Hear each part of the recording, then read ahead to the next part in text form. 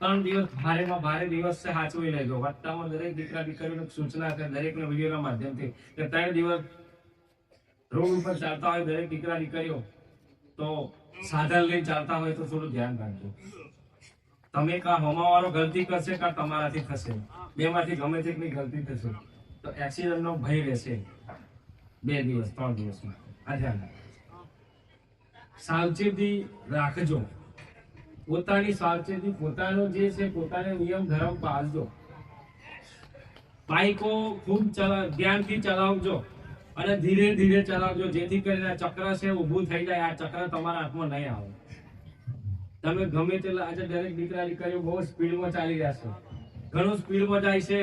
Bike જેમ જોને એના ઘરની પેલી રમકડી હોય ને એને કેમ ઈશારો કરીને ઊભી થઈને એમ કરે છે. બોલો, પડ્યા પછી તમને ખબર નહીં તમારો શરીરનો કયો ભાગ ડેમેજ થશે કોઈ નક્કી નહીં. કા તમે ડેડ બી થઈ શકો છો, તમારું મૃત્યુ પણ થઈ શકે છે.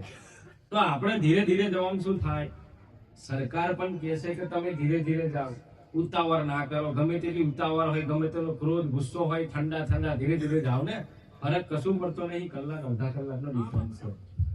સાચી વાત નથી. ઉતાવળમાં જાતો તો રસ્તામાં ઢોર હોય છે, કૂતરાઓ હોય છે, રસ્તામાં કોઈ બાળ બચ્ચા ક્રોસ કરી શકે છે, તમારાથી ગાડી ઊભી થઈ શકે એમ નથી. ગમે ત્યાં ગાડી જઈ શકે છે કે આ ગતિ છે, આ ચક્ર છે, આ ચક્રને તમારાથી ઊભું થાય એમ, કારણ કે ચક્રની લિમિટ ઓવર છે એટલા માટે નહીં ઊભું થાય.